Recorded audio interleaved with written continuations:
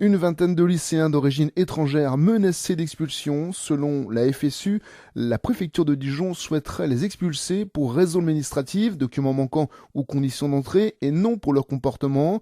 Originaires de Guinée, de République du Congo ou encore des Balkans, arrivés avec leur famille et parfois tout seuls, ces jeunes seraient en effet très bien intégrés. Pour le collectif de soutien aux demandeurs d'asile et migrants, dont font partie la CO ou encore le CCFD, ramener ces jeunes dans leur pays d'origine ne ferait que les mettre en danger. La Syrie et l'Irak ne sont en effet pas les seuls pays en guerre. Parmi ces jeunes, Mamadou, en terminale ES, au lycée Montchapet. Raphaël Portaya est membre de la Fédération des parents d'élèves FCPE.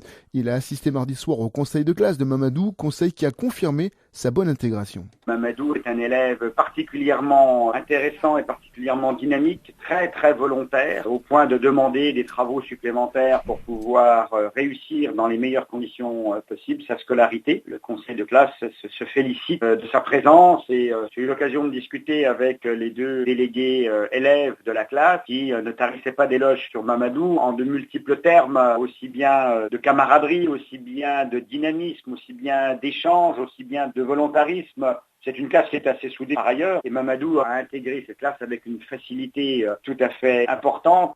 Et Mamadou sera expulsé à l'issue de son bac au mois de juillet et selon Raphaël Portella, cette expulsion serait un véritable gâchis. Dans ce cas particulier de Mamadou, ce serait un vrai gâchis, un gâchis pour la société car on se priverait sans aucun doute de compétences. Ce jeune est capable de pouvoir s'intégrer dans de très nombreux dispositifs à la fois de formation et puis plus tard de travail. C'est une force vive potentielle et ce serait un gâchis également pour lui car son projet est construit autour de sa réussite scolaire ici en France, dans des conditions que vous imaginez jamais faciles. Et contacté, la préfecture de Côte-d'Or n'a pas souhaité s'exprimer.